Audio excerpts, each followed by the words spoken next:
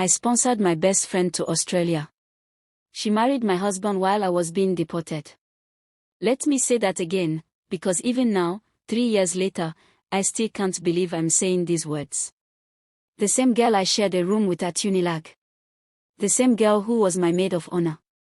The same girl I paid $15,000 to bring to Melbourne on a skilled worker visa, she is now Mrs. Chidi Okonkwo. My name. My husband. My life. But I'm getting ahead of myself. Let me take you back to the beginning, back when I still believed in sisterhood and loyalty. My name is Adana, and I left Nigeria in 2019 with my husband Chidi. We'd been married for 2 years, both of us pharmacists in Lagos, both of us tired of the system that was going nowhere. You know the story: ASUU strikes, fuel queues, generator noise, the hustle that never ended. When Chidi got his Australian skilled migration visa approved, it felt like we'd won the lottery. I'll never forget landing in Melbourne in July. Winter. I'd never experienced cold like that in my life. The kind of cold that enters your bones and makes you wonder if you'll ever feel warm again. But we were hopeful. We had our degrees, our experience, our plans. What we didn't have was Australian experience. Those 2 words became our prison. Didn't matter that Chidi had managed a pharmacy in Lekki for 5 years. Didn't matter that I'd graduated top of my class. In Australia, we were nothing until we had those magic words on our CV. 6 months after we landed, Chidi was stacking shelves at Woolworth's night shift, and I was cleaning offices in the CBD. We'd wake up at 4 a.m., take 2 trains to the city, clean toilets in buildings where people with half our qualifications worked, then come home to our tiny 1-bedroom in Footscray and pretend to our families on video calls that we were settling in nicely. The shame of it. Do you know what it's like to have a master's degree and scrub someone else's toilet? To speak perfect English but have your boss talk to you like you're slow because of your accent. But we kept pushing. We told ourselves it was temporary. We applied for jobs every day. Chidi eventually got a pharmacy assistant role, not a pharmacist, but closer. I was still cleaning, but I'd started a bridging course to get my Australian pharmacy registration. Then in 2021, I got the email that changed everything.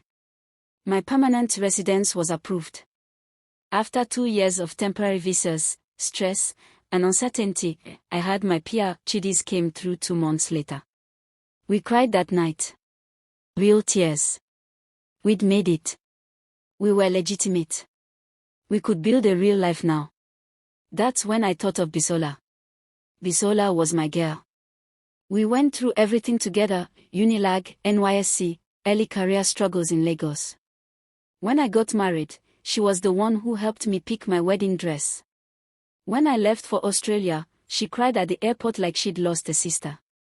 We stayed close even with the distance. Every week, video calls.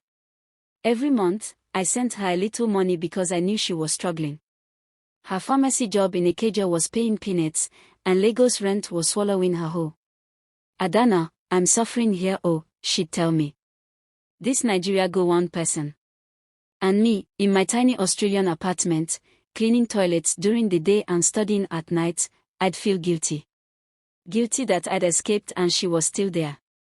So when I finally got a proper pharmacy technician job with a pathway to full registration, when Chidi got promoted to pharmacy supervisor, when we moved to a 2-bedroom apartment in Sunshine, I made a decision.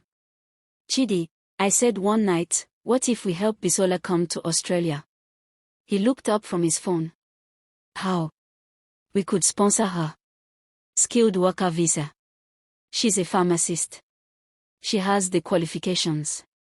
We could be her Australian references, help her with the application, even lend her the money for the fees. Chidi was quiet for a moment. That's a lot of money, Adana. We are still paying off our own debts. I know. But she's my sister. If someone had helped us, wouldn't we have wanted it? He sighed. If you want to do this, I support you. But make sure she's serious. Australia is not beans. I called Bisola that night. When I told her my plan, she screamed so loud I had to pull the phone away from my ear. Adana. Adana, You want to help me, Joppa? Oh. God will bless you. I'll pay you back, I swear. Every kobo. Over the next 6 months, we worked on her application. I coached her for the English test. Chidi helped her prepare her pharmacy documents. We paid for her skills assessment, $2,000. We paid for her visa application, $4,500. We paid for her medical exams and police clearance, another $800. Total, $15,000 Australian dollars. Our savings. Gone. But when that visa approval came through in October 2022, I didn't regret a single cent. Bisola landed in Melbourne in December 2022, right before Christmas. Summer in Australia, she loved it immediately. Oh, Adana, this weather is better than Lagos, she said as we drove from the airport. We'd prepared the second bedroom for her. Bought her new sheets, put flowers on the dresser. Made her feel welcome. Stay as long as you need, I told her. Until you get on your feet. No pressure. She hugged me so tight. I'll never forget this. You're more than a friend. You're my angel. The first 3 months were perfect. Bisola got a job at a pharmacy in Footscray, assistant role, like Chidi and I had started with. She was friendly, helpful around the house, always offering to cook or clean. The three of us would stay up late talking, watching Nollywood movies, laughing about Nigeria. Chidi seemed happy to have another Nigerian in the house. It's nice, he said. Feels less lonely. I agreed. Melbourne could be isolating. The Nigerian community existed, but everyone was hustling, busy. Having Bisola there felt like having a piece of home. But around month 4, I started noticing small things. The way Bisola would dress up on Sundays when we all went to Nigerian church together. Full makeup. Tight dresses. Heels. Bisola, we're just going to church, oh, I joke. A woman must always look her best, she'd reply, checking herself in the mirror. The way she'd laugh too loud at Chidi's jokes. The way she'd ask him to help her with things, Chidi, can you check my CV? Chidi, can you explain this Australian tax form? When I was right there. The way she'd sit close to him on the couch during movie nights. But I pushed those thoughts away. This was Bisola. My girl. My sister. And Chidi loved me. We'd been through too much together. Then I found the first phone. It was a Saturday afternoon in April 2023. I was doing laundry, emptying pockets before washing clothes. In Chidi's jeans, I felt something. A phone. Not his regular iPhone. A different one. A cheap Android. My heart started pounding. Why would Chidi have a second phone? I tried to open it. Password protected. I went to our bedroom where he was napping. Chidi, wake up. He opened his eyes slowly. What's wrong? I held up the phone. What is this? His face changed. Just for a second, but I saw it. Fear. It's nothing. Just a backup phone for work. Work. Why would you need a backup phone for work? And why is it password protected? Adana, you're overreacting. It's just... What's the password? I don't remember. Chidi, what is the password? We stared at each other. The air in the room was thick. Finally, he took the phone from me, unlocked it, handed it back. See? Nothing. Just work contacts. I scrolled through. He was right. Pharmacy suppliers, colleagues, managers. Nothing suspicious. But my hands were shaking. If it's nothing, why were you being weird about it? I wasn't being weird.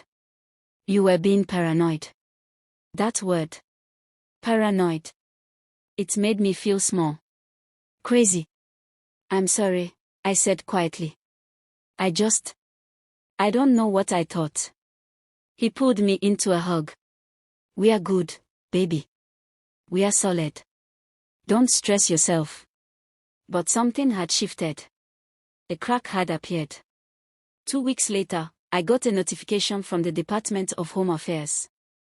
Your partner visa sponsorship status has been updated. Please log into your email account to view details. I froze. Partner visa. I wasn't sponsoring anyone. Chidi and I both had our PR independently through skilled migration. I logged in, my heart hammering. There it was. A partner visa application. Submitted by Chidi Okonkwo. Sponsoring, Bisola Adeyemi. The room started spinning. I read it again. And again. Chidi was sponsoring Bisola for a partner visa. That meant they were claiming to be in a relationship. A genuine, committed relationship. But that was impossible. Bisola lived in our house. We were all together. When would they even? Then it hit me. Chidi's night shift. The times he said he was working late. The Saturdays he said he was doing training courses. Bisola's late evenings, studying at the library. Her weekend shifts that seemed to change schedule constantly. I sat there on the couch, laptop open, staring at that application, and I felt my entire world collapse. I didn't confront them immediately. I know I should have. But I was in shock. I couldn't process it. Instead, I became a spy in my own house. I started watching. Listen. Checking. The way they avoided eye contact at breakfast. The way Bisola would suddenly volunteer to go to the grocery store the same time Chidi did. The way they'd both be tired than go to their separate rooms early, but I'd hear quiet movements in the night. One evening, I pretended to go to my night class but came back early. I parked down the street and walked quietly to our apartment. The living room light was on. I peeked through the window. They were on the couch. Together. His arm around her. Her head on his shoulder. Watching TV like a couple. I stood there in the Melbourne Code, watching my husband and my best friend, and something inside me died. I didn't go in. I walked back to my car and drove to the library. Sat there until my class actually started. Pretended everything was normal. The next day, I checked my email. There was a message from the Department of Home Affairs addressed to me. Investigation of immigration fraud, please respond within 7 days. My blood ran cold. I opened it. They were investigating my permanent residence application. Someone had reported me for providing false information on my skilled migration visa. False information. I'd been meticulous. Every document, every detail, everything was accurate. Then I saw the specifics. They claimed I'd lied about my work experience in Nigeria. That the pharmacy I said I worked at didn't exist. That my reference letters were forged. This was insane. I had worked at that pharmacy for 4 years. I had payslips, tax records, everything. Unless I logged into my email settings. Checked my sent folder. There were emails I didn't send. To the Department of Home Affairs. From my account. Withdrawing documents. Admitting to fraud. Requesting my visa be cancelled. Someone had accessed my email and was sabotaging my immigration status. I checked the login history. The emails were sent from our home IP address. From inside my own house. Either Chidi or Bisola, or both, were trying to get me deported. That's when I stopped being the victim and became a detective. I documented everything. Screenshots. Dates. Times. I copied every file related to my immigration case onto a USB drive and hid it. I hired a lawyer without telling them. A Nigerian immigration lawyer in Melbourne who'd seen cases like this before. Unfortunately, she told me, her face grim, if your husband withdraws his support of your character and living arrangements, it weakens your case. And if someone's been sabotaging your application from inside, you need to prove who and why. How long do I have? Maybe 3 months before they make a decision. If they believe the fraud allegations, you'll be deported. 3 months. I had 3 months to save my life in Australia while living with the 2 people destroying it. I played it cool. Smiled at breakfast. Went to work. Came home. Acted normal. But every night, after they went to their rooms, I worked. I gathered evidence. Bank statements showing my payments for Bisola's visa. Messages where she called me her angel and sister. Screenshots of the partner visa application Chidi submitted. And then I found the final piece. Bisola's phone. She left it on the kitchen counter one morning while she showered. I grabbed it. Tried her password, her birthday. It opened. I went straight to her messages with Chidi. My hands shook as I read. Chidi, when are you telling her? Bisola, not yet. We need to wait until my partner visa is approved. Then her PR investigation will finish, and she'll be gone. Chidi, I feel bad sometimes. Bisola, feel bad for what? She was always managing you. Always tired. Always stressed. I make you happy. Plus, when she goes back to Nigeria, we get the apartment to ourselves. And her family will never know, they'll just think she failed abroad. Chidi, what about the house in Lagos? The one she built with her money. Bisola, we'll figure it out. Her family doesn't know you're on the title too. I took photos of everything. My eyes were blurry with tears, but I kept clicking. The house in Lagos. I'd spent 4 years sending money home to build it. My retirement plan. My future. Chidi was on the title because we were married. Joint ownership. They were planning to take that too. The next week, the official deportation notice came. Based on credible evidence of immigration fraud, your permanent resident status is under review. You are required to attend a hearing on June 15, 2023. Failure to attend or provide sufficient evidence will result in visa cancellation and removal from Australia. June 15. 2 weeks away. That night, they went out. Dinner with friends from church, Chidi said. I knew it was a lie. They were probably celebrating. I called my lawyer. I have everything. Messages. Documents. Proof of the fraud against me. Bring it to my office tomorrow morning. All of it. The hearing was held in a grey government building in the city. Sterile. Cold. Impersonal. I sat on one side with my lawyer. On the other side was a representative from the Department of Home Affairs and Chidi. My husband was there. As a witness against me. Bisola wasn't there. She didn't need to be. She was just the girlfriend waiting for the wife to disappear. The immigration officer was a white woman in her 50s. She looked at me like I was a criminal.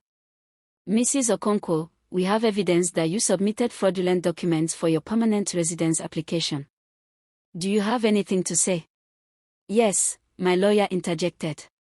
We have substantial evidence that Mrs. Okonkwo is the victim of identity theft and immigration sabotage by individuals close to her. She presented everything. The emails sent from my account. The login records from our home IP. The messages between Chidi and Bisola. The partner visa application. The timeline showing Bisola's arrival and the start of the fraud. The officer's face changed as she read through the documents. Then she looked at Chidi. Mr. Okonkwo, you submitted a partner visa application for Miss Adeyemi while still legally married to Mrs. Okonkwo.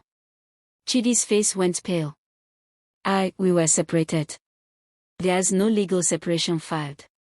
And you live at the same address. It's complicated. And you withdrew your sponsorship support for your wife's character reference, claiming she committed fraud, while simultaneously committing immigration fraud yourself by falsifying a de facto relationship. My lawyer leaned forward. We'd also like to submit evidence that Mr. Okonkwo and Miss Adeyemi have been cohabitating as a couple under the false pretense that Miss Adeyemi was merely a housemate, which violates the conditions of her skilled worker visa. The officer closed her folder. This hearing is adjourned. Mrs. Okonkwo, your PR status will be reviewed separately from these allegations. Mr. Okonkwo, Miss Adiemi, you both will be receiving notices for your own immigration investigations. I walked out of that building, and for the first time in months, I could breathe. 3 days later, Bisola was arrested at her pharmacy job. Immigration enforcement. Her skilled worker visa was cancelled for fraud. She had 28 days to leave Australia. Chidi's partner visa sponsorship for her was denied. He was also under investigation for immigration fraud, though as a PR holder, he wasn't facing deportation, just potential criminal charges. I filed for divorce the same day. And then I made a call to Lagos. To my family's lawyer. Uncle, that house I built in Suralia. The one with Chidi's name on the title. I want it removed. Today. Turns out, under Nigerian law, property acquired during marriage through one person's sole financial contribution can be contested. I had 4 years of Western Union receipts. Chidi had nothing. Within a week, the title was transferred to my name only. Bisola left Australia on a Thursday. I didn't go to the airport. But I saw her Instagram post that night, a photo of Melbourne from the plane window. Not everyone is meant to jopper. God knows best. Folded hands. I laughed. Then I blocked her. Chidi moved out 2 months later. Last I heard, he's living in a share house in Dandenong, still working at the pharmacy, still under investigation. His friends at church won't talk to him anymore. In the Nigerian community, word spreads. He's known as the man who betrayed his wife with her best friend. Me. My PR was fully reinstated. I completed my pharmacy registration. I'm now a registered pharmacist working in a hospital in the CBD, the job I dreamed of since landing in Melbourne. I moved to a 1-bedroom apartment in Carlton. Expensive, but mine. All mine. And that house in Suralia. I rent it out.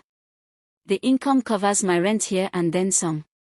People ask me if I regret helping Bisola. If I regret trusting her. If I regret marrying Chidi. Here's what I tell them: I don't regret being kind.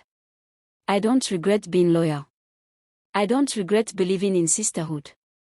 But I learned something about Joppa that they don't tell you. The worst betrayal doesn't come from the country you move to or the racism you face or the system that tries to break you. It comes from the people you bring with you. The ones who smile in your face while planning your destruction. The ones who say, sister, but mean obstacle. Australia didn't betray me. Nigeria didn't betray me. 2 people I loved did. And you know what? They're the ones who lost. Not me. I'm still here. I'm still standing. I'm still building. They're both back in Lagos now. Bisola deported. Chidi eventually gave up and went home after losing everything here, living in the same city, probably avoiding each other. And me. I'm in Melbourne, on a Sunday morning, drinking flat white at a cafe in Carlton, watching the city wake up, wearing my hospital scrubs because I've got a shift later. I'm free.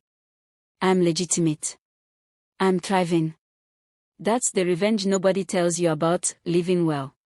Succeeding despite them. Proving that their betrayal wasn't the end of your story. It was just the beginning of a better one. So let me ask you, have you ever been betrayed by someone you helped relocate or sponsor? Drop your story below. And if you're planning to help someone learn from my mistake. Not everyone deserves your sacrifice. Protect yourself first. Always.